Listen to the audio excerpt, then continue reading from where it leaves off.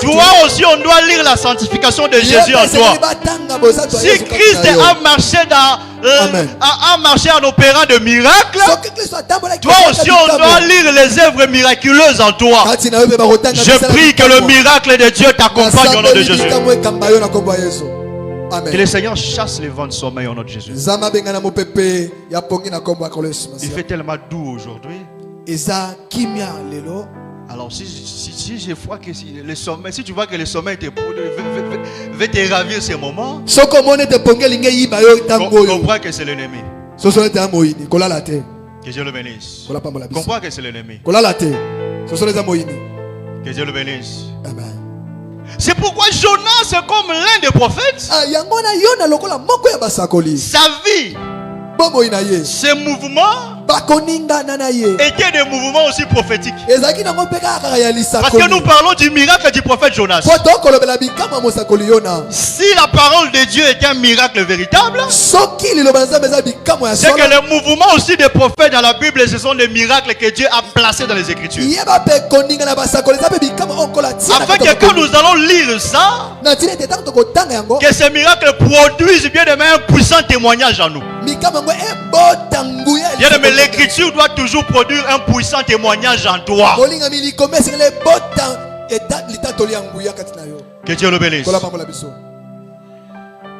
Maintenant remarquez, c'est Jonas ici que le Seigneur envoie à Ninive. Mais il arrive à un moment, il refuse de partir.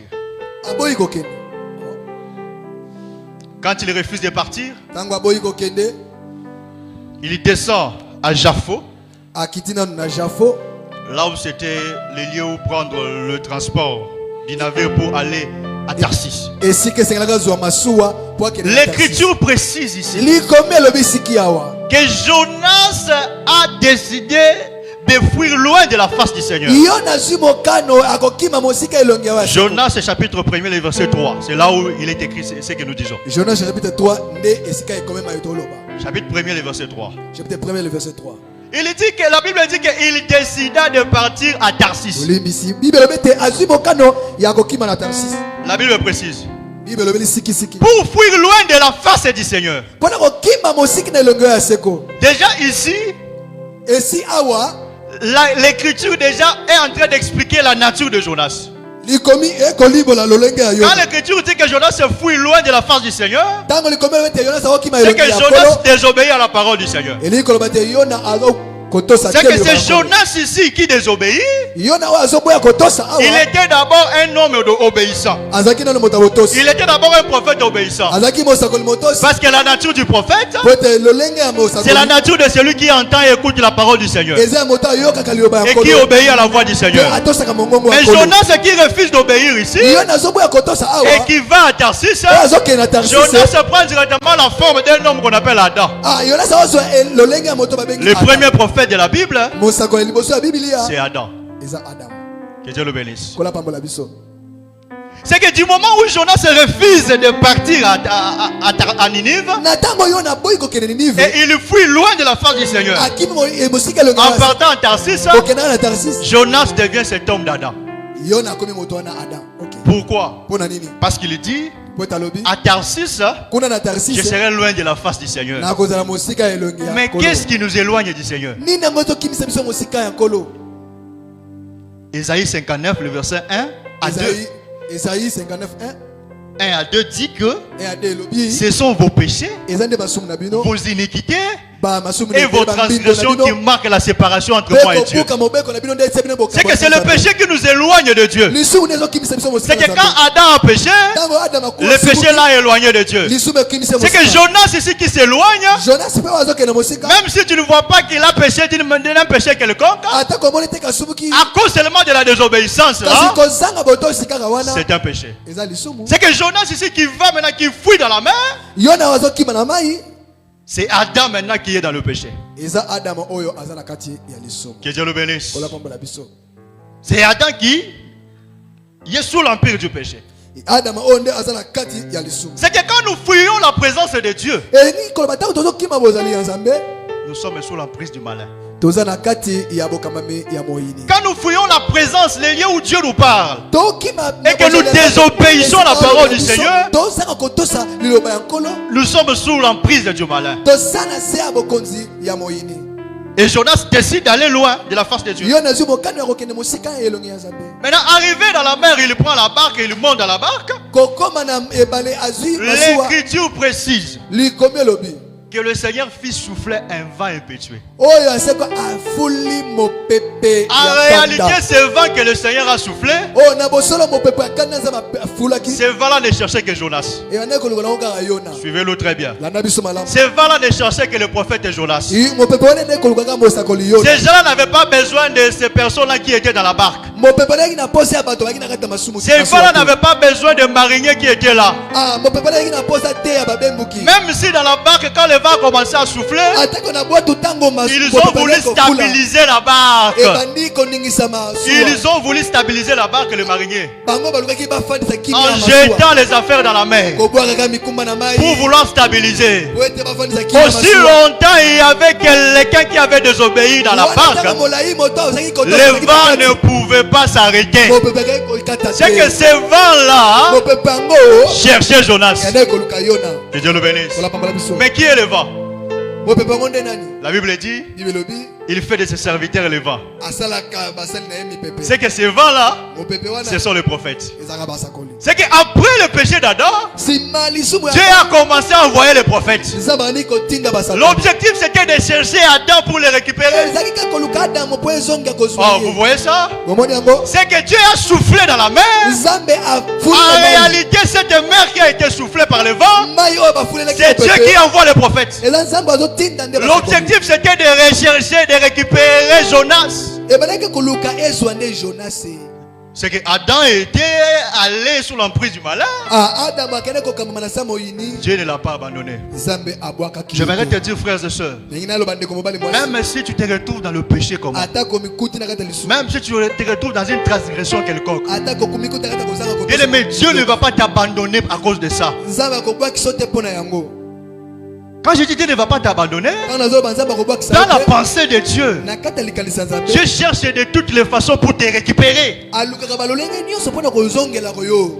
Dieu cherche de toutes les manières pour te récupérer.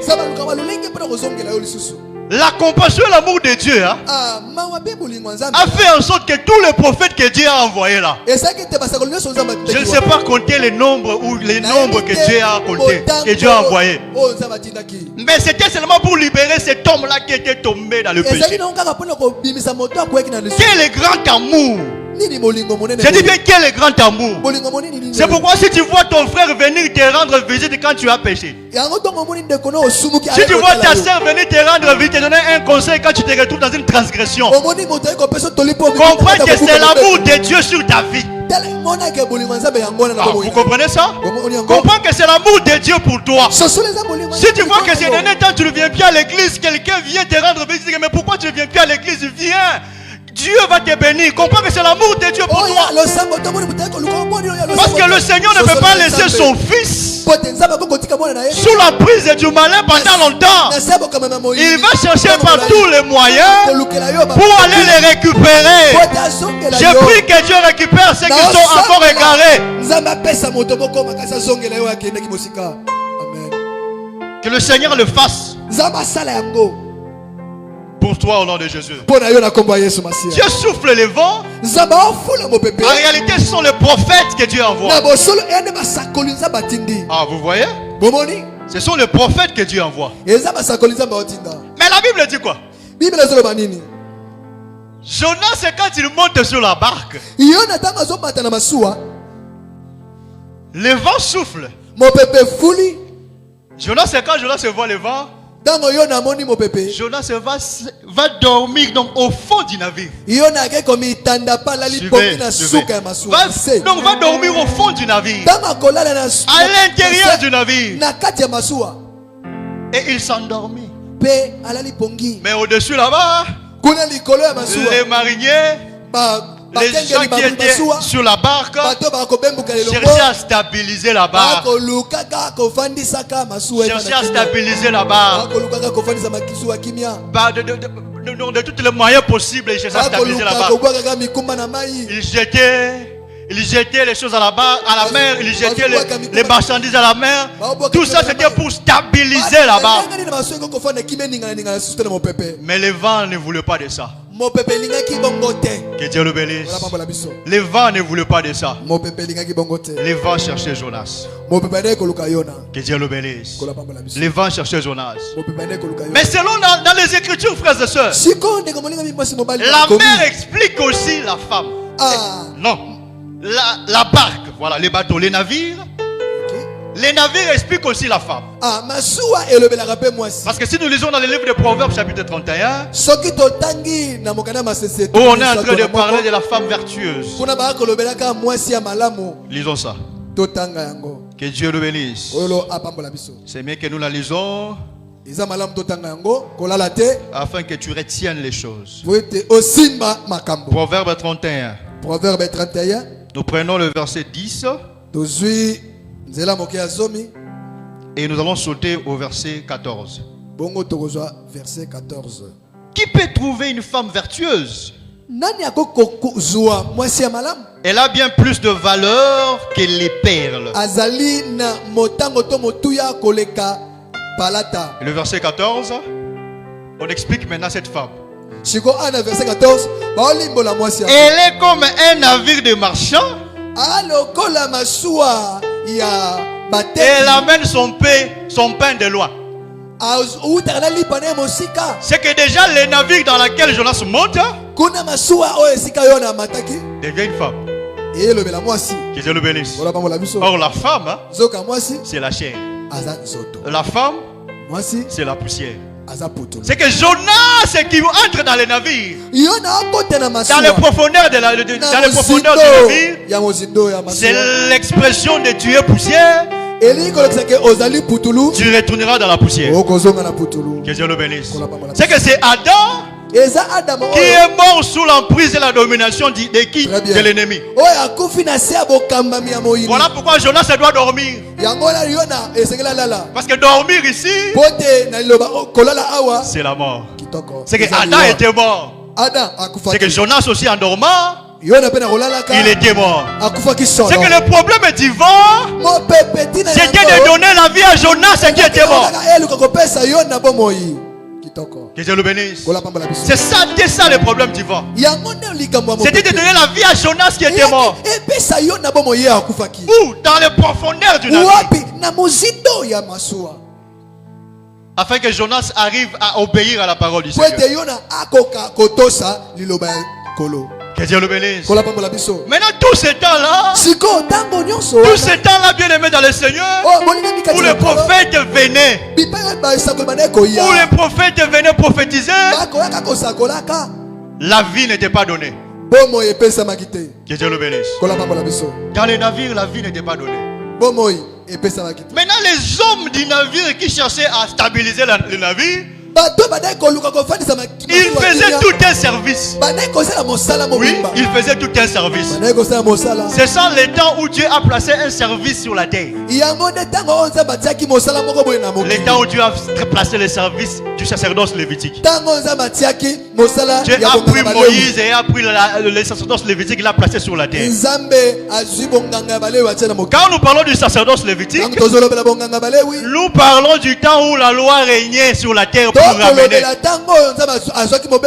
ce temps, l'objectif de la loi c'était quoi?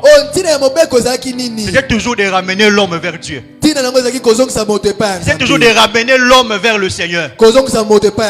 Mais la loi n'a pas été capable. C'est pourquoi les mariniers n'ont pas pu stabiliser la barque. Que Dieu le bénisse. Remarquez, un moment Jonas était coupable.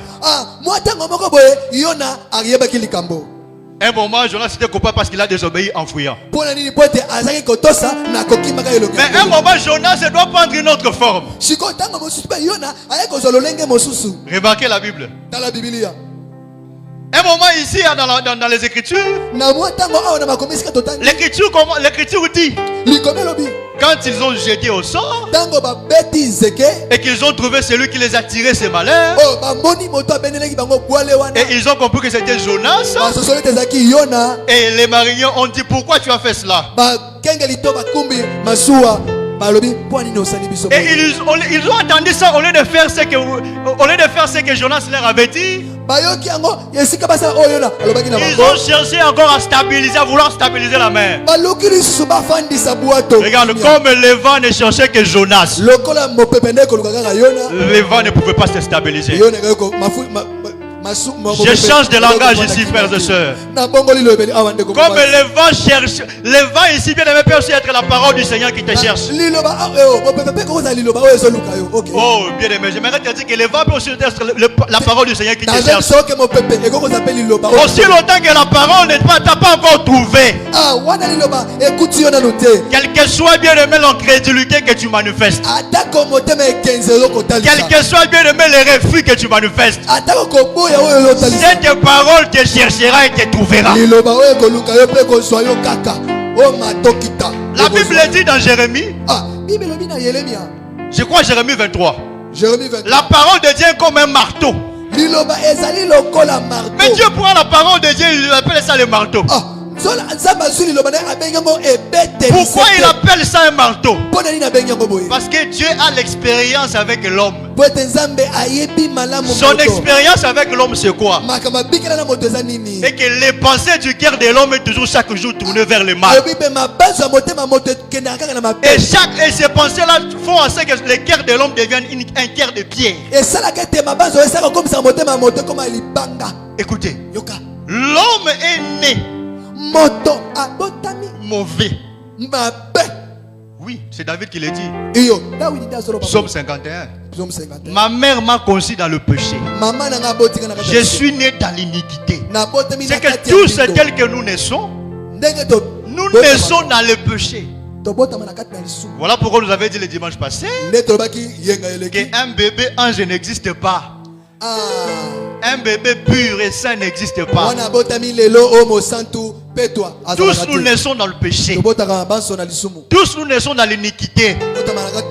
Que Dieu nous bénisse. Il dit bien que Dieu nous bénisse. Maintenant Dieu, en envoyant sa parole, il sait que le cœur de l'homme est toujours tenté au mal.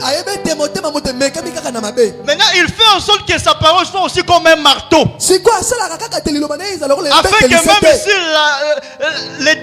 la limite du vent, la limite de la pierre se lève, la parole viendra comme le marteau pour briser ça. Comment pouvez-vous expliquer que des prostituées de renom, on ne prend l'exemple de Rahab la prostituée, une prostituée de renom, mais Dieu est parvenu à changer son cœur. C'est que c'est la puissance de la parole. C'est que la parole est capable de transformer l'âme de quelqu'un, de transformer quelqu'un. C'est pourquoi, bien aimé, quand tu vois que ta vie commence à dérailler, tu commences à te sentir que tu deviens instable par rapport à la marche de Dieu,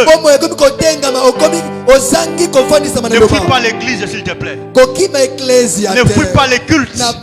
Parce qu'au fur et à mesure tu écoutes la parole, tu vas comprendre seulement que la parole va te ramener.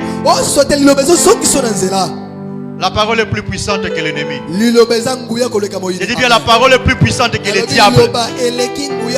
La parole est plus puissante que tout ce que le diable élève dans ta vie. Jésus l'a manifesté devant il s'appelle qui? Devant les diables et devant Satan. Satan est venu avec une parole, mais avec la pensée de faire tomber le Seigneur. Le Seigneur était lui-même la parole. Quand il a parlé, Satan a fui. J'aimerais te dire, frères et sœurs, la parole que tu écoutes a le pouvoir même sur Satan. Je ne te dis pas que ça a le pouvoir sur les sorciers seulement. Ça a le pouvoir même sur Satan.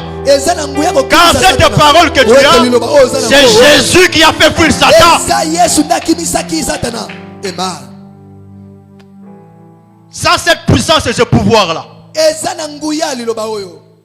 C'est pourquoi au nom de Jésus, tout genou fléchit. Au nom de Jésus, toute maladie fuit. Au nom de Jésus, toute infirmité fuit. Seulement comme je suis en train de parler comme ça, la maladie est en train de fuir au nom de Jésus. Tu peux peut-être te poser des questions. Pourquoi on parle toujours de l'évangile éternel? On a l'habitude de répéter l'évangile éternel. Pourquoi on a toujours l'habitude de répéter ça? Quand nous parlons de l'évangile éternel, la Bible dit, donc, selon son expression seulement, c'est l'évangile qui a la victoire sur la mort. Et que quand tu as cet évangile, la mort n'a pas le pouvoir sur toi. Cet évangile, c'est Jésus, frère. C'est de lui qu'on a dit. Car Dieu a tant aimé le monde qu'il a envoyé son fils. Je répète. Car Dieu a tant aimé Béloti, il a envoyé l'évangile éternel. Car Dieu a tant aimé Maman Aimé, il a envoyé l'évangile éternel. Car Dieu a tant aimé Papa Paul, il a envoyé l'évangile éternel. Mais afin que quoi? Afin que quiconque croit ne périsse point, mais qu'il ait la vie éternelle. L'évangile éternel, c'est Jésus. Alléluia. Je dis bien, c'est Jésus. Le vent qui suivait Jonas, c'était l'évangile éternel. Le vent qui suivait Jonas, c'était l'évangile éternel. L'évangile qui est capable de ramener quelqu'un dans la bonne voie. L'évangile qui est capable de ramener quelqu'un sur le chemin de la vie. Je vous dis, il faut être heureux, heureuse d'avoir cru à l'évangile éternel. Que Dieu nous bénisse. Que Dieu nous bénisse. Amen. Amen. Un évangile qui inspire la crainte de Dieu. Un évangile qui inspire la crainte de Dieu. Parce que l'Écriture dit, un ange volait au milieu du ciel avec un évangile éternel, l'annonçant aux habitants de la terre, disant, craignez Dieu et donnez-lui gloire. C'est ça l'évangile éternel, frère. L'évangile qui ramène les gens dans la crainte de Dieu et dans l'humilité, frère. On ne peut pas rendre gloire à Dieu si nous ne sommes pas humbles. On ne peut pas rendre gloire à Dieu si nous ne sommes pas humbles, frère. Satan était orgueilleux. Il n'a pas supporté l'évangile éternel. À cause de son orgueil, Satan a été précipité. Satan a été précipité. Aujourd'hui, sa fin, c'est le jugement éternel. C'est la condamnation éternelle. L'évangile éternel nous épargne de la condamnation éternelle. Nous épargne de la condamnation éternelle. Quand les autres vont commencer à pleurer dans l'enfer, quand les autres commenceront à pleurer dans l'enfer, nous serons dans la joie à côté de Jésus. Nous serons dans la joie à côté du Seigneur. Nous serons dans la joie à côté du Père. Parce que nous sommes dans l'évangile éternel. C'est l'évangile éternel qui a suivi Jonas. Quand l'évangile éternel entre en toi, tu deviens un prophète. Car l'évangile éternel, c'est l'esprit de la prophétie. Amen. L'évangile éternel, c'est l'esprit de la prophétie. Celui qui a l'esprit de la prophétie a un esprit supérieur. Je vous dis, il a un esprit supérieur. Un esprit qui est capable que là où tu es, à cause de cet esprit, tu peux apporter le malheur là où tu es. Et puis tu peux apporter aussi le bonheur là où tu es. Joseph avait l'évangile éternel. Là partout il marchait. Il est arrivé dans la prison. Il a amené le bonheur. Il est arrivé chez Pharaon. Il a amené le bonheur. Joseph avait l'évangile éternel. Et si on essaye de t'attaquer, si on essaye de te combattre à cause de cet évangile, ceux qui te combattent ne vont pas résister longtemps, ne vont pas demeurer longtemps, ne vont pas continuer longtemps à te combattre. Car c'est lui qui nous connaît, c'est lui qui nous garde, est plus fort. Je dis bien, est plus fort. Je dis bien, est plus fort. N'oublie pas que tu as l'esprit supérieur en toi. Ne te sous-estime pas, frère. Même si nous sommes dans ce nombre ici, tel que nous sommes ici. Dis-toi que tu es plusieurs. Oh, dis-toi que tu es plusieurs.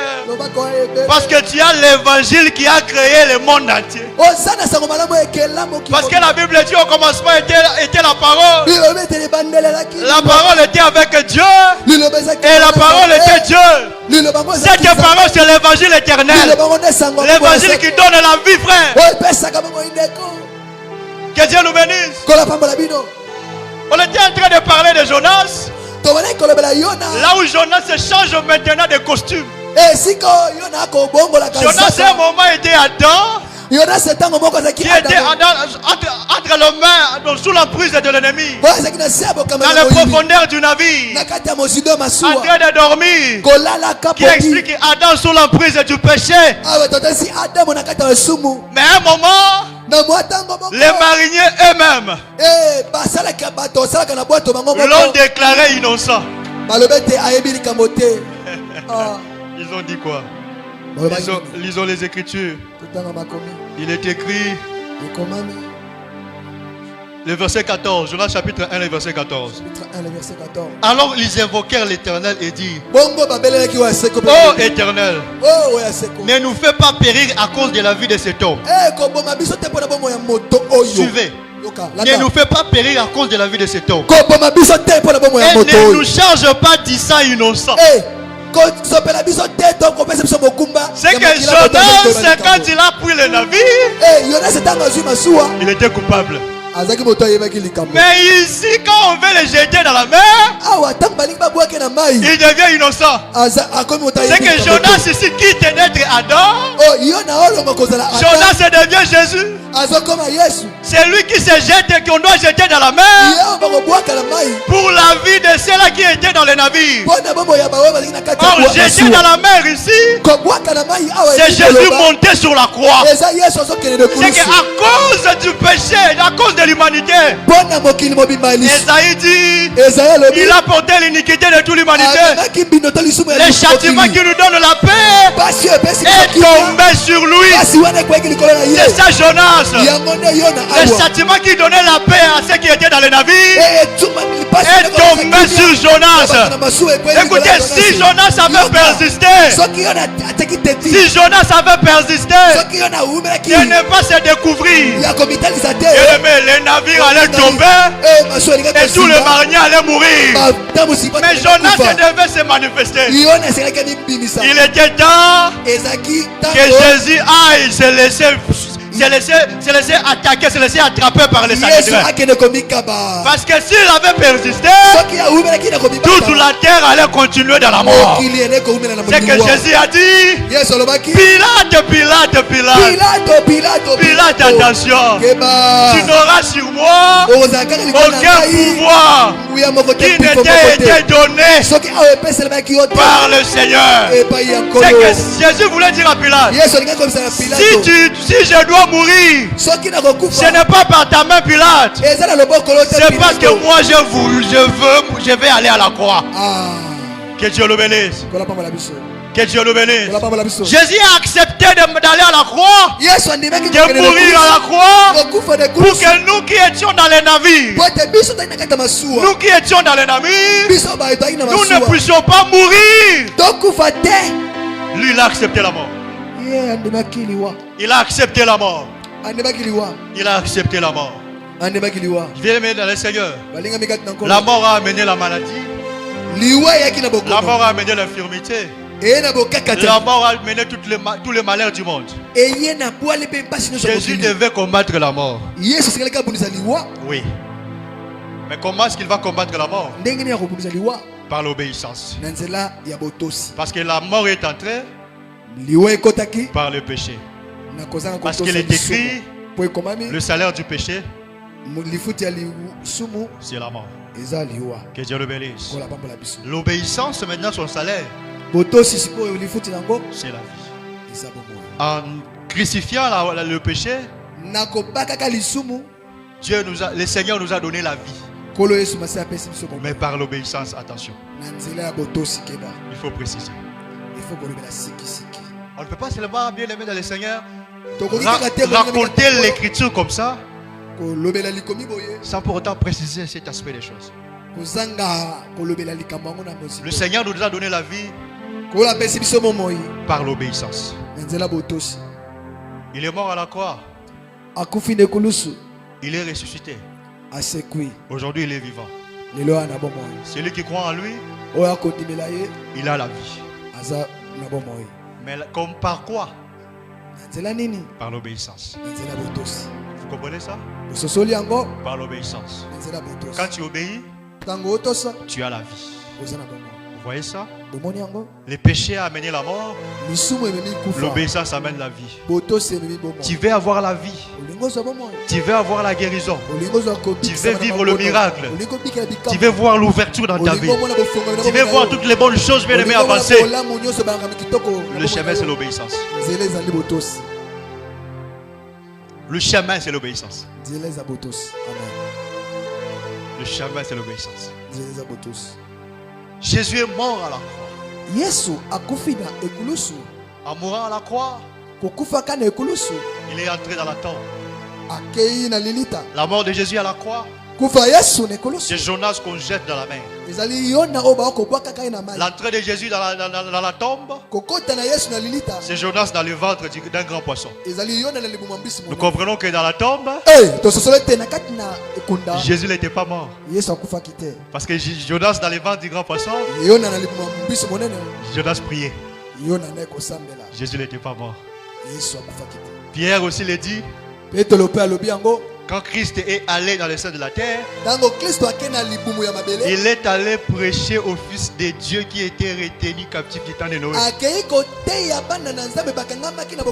C'est quand Jésus est entré dans la tombe, Jésus a fait le travail de la prédication.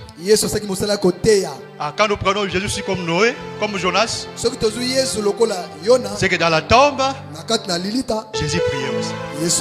Il priait et il prêchait. Il priait et il prêchait. Il priait et il prêchait.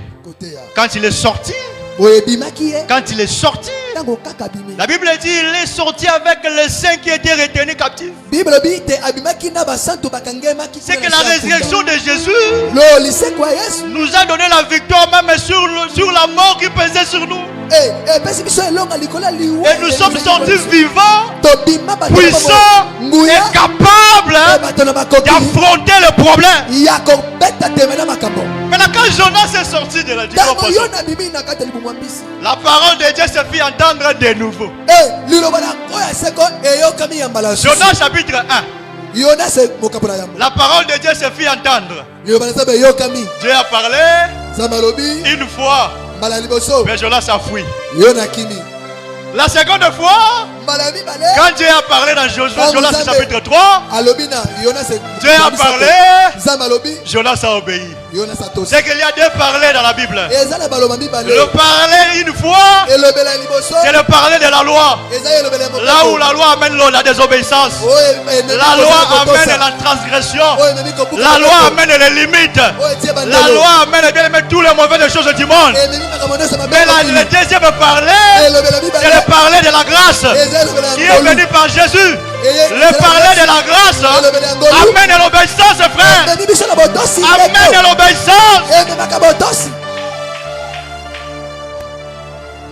Le Seigneur parle une seconde fois. Jonas écoute. Jonas va à Ninive. Mais attention, frère. Jonas qui va à Ninive. En réalité, c'est Jésus qui commence maintenant la marche après sa résurrection. Mais Jésus ne commence pas la marche dans la chair. Jésus commence la marche comme la parole prêchée. Parce qu'après sa mort, il dit: je vous fais des témoins, vous les apôtres. Oh, j'ai béni le Seigneur. Je vous fais des témoins, vous les apôtres. C'est que Jésus devient la parole dans la bouche des apôtres. J'ai béni le Seigneur. Parce que Jonas aussi, la Bible dit, pour arriver à Ninive, il fallait que Jonas se fasse 3 jours de marche. Oh, Jonas en faisant 3 jours de marche, c'est alors qu'il va arriver à Ninive le 4e jour. Maintenant l'écriture dit, quand il arrive à Ninive, il va parler pendant une journée. Ah, nous comprenons que Jonas a marché 3 jours. Après, quand il arrive le 3e jour, le 4e jour, il parle pendant toute la journée. Ah, je comprends ce que le Seigneur a dit aux apôtres. Vous serez mes témoins, en commençant par Jérusalem, les premiers jours. Dans la Judée, le 2e jour. Dans la Samarie, le 3e jour. Juste aux extrémités de la terre. C'est ça Jonas qui arrive à Ninive. Ninive aujourd'hui, c'est l'extrémité de la terre. Ninive aujourd'hui, c'est toi et moi qui avons reçu l'évangile de Jésus par l'enseignement des apôtres.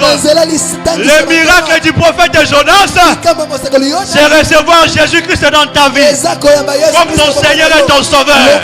Toi qui étais appelé païen, toi qui étais appelé pécheur, toi qui étais appelé éloigné de Dieu, mais Dieu est mort, il est ressuscité pour que toi tu sois sauvé. Mais il ne pouvait pas commencer directement chez toi. Il devait commencer à Jérusalem. Il est allé en Judée et en Samarie. Ensuite il vient chez nous.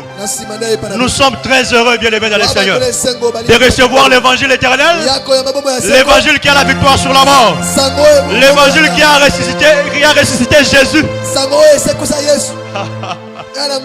Gloire à Jésus. L'évangile qui a ressuscité Jésus.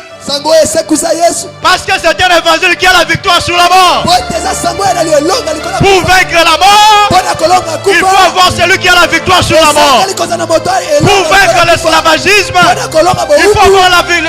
il faut avoir celui qui a la victoire sur l'esclavagisme. Pour vaincre la stérilité, il faut avoir celui qui a la victoire sur la stérilité. J'aimerais te dire, celui qui a la victoire sur la stérilité, c'est le Fils.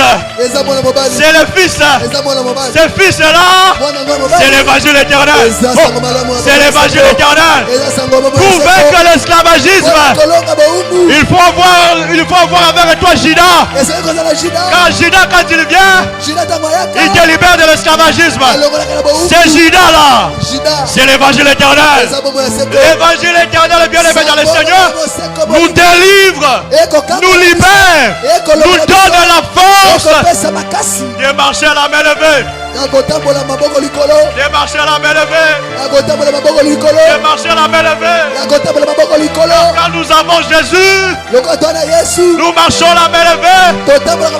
Quand nous sommes rassurés, nous sommes rassurés que nous allons arriver. Nous allons arriver. Je dis bien, nous allons arriver. Quelles que soient les tempêtes, quel que soit le vent, Jésus a dit: je suis avec vous jusqu'à la fin. Oh Dieu, je suis avec vous jusqu'à la fin. J'aimerais te dire que Jésus est avec toi. Assemblée de saints de l'Upen. Assemblée de saints de l'Upen. Assemblée de saints de l'Upen. J'aimerais que tu écoutes ça. Assemblée de saints de l'Upen. Assemblée des saints de l'Upen. Jésus est avec vous. Jésus est avec vous. Jésus est avec vous. Et vous allez arriver. Je vous l'ai dit, vous allez arriver. Ne t'inquiète pas de tempête. Ne t'inquiète pas de situations difficiles. Jésus est avec vous. Jésus est avec vous. Oh mon Dieu. Je sais pas si je parlais à quelqu'un. Je ne sais pas si je parlais à quelqu'un.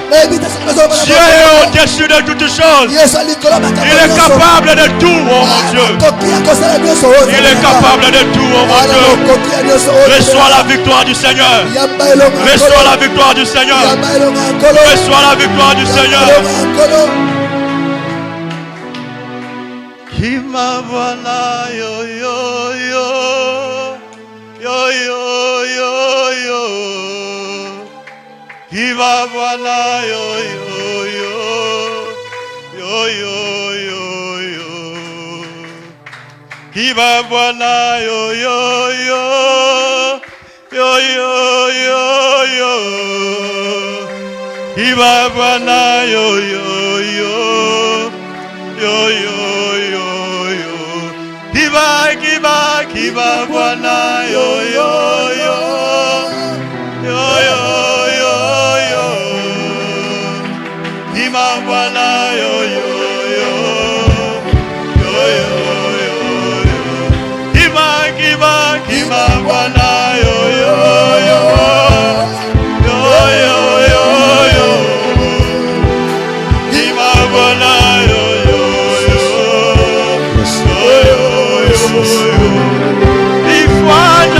Ifwana wamitata jalelo ilobelo yami ilobelo yami ilobelo yami ilobelo yami Ifwana wamitata jalelo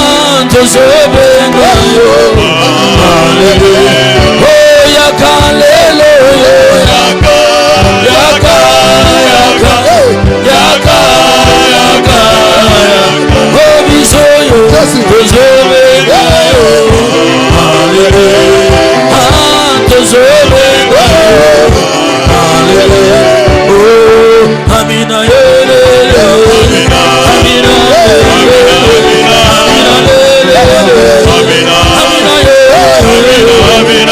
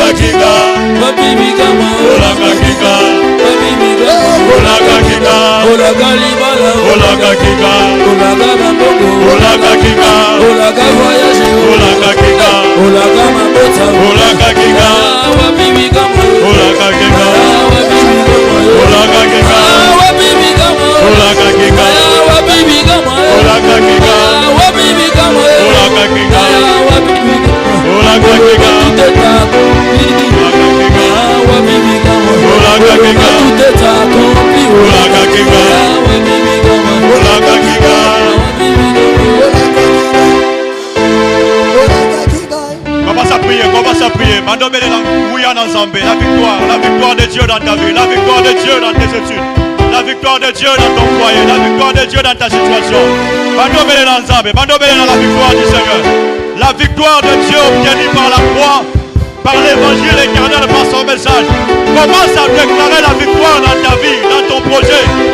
Au nom de Jésus, au nom de Jésus, au nom de Jésus. Le Dieu victorieux, le Dieu victorieux, le Dieu victorieux, le Dieu victorieux. Seigneur, oh Dieu, les miracles. La victoire, oh Dieu, dans l'œuvre de l'Assemblée de Saint du Père. La victoire dans l'Assemblée de Saint du Père. La victoire dans l'Assemblée de Saint du Père. La victoire, oh Dieu, les grands seigneurs, oh Dieu, dans l'Assemblée de Saint du Père. La victoire dans l'Assemblée de Saint du Père. La victoire dans l'Assemblée de Saint du Père. La victoire dans l'Assemblée de Saint du Père.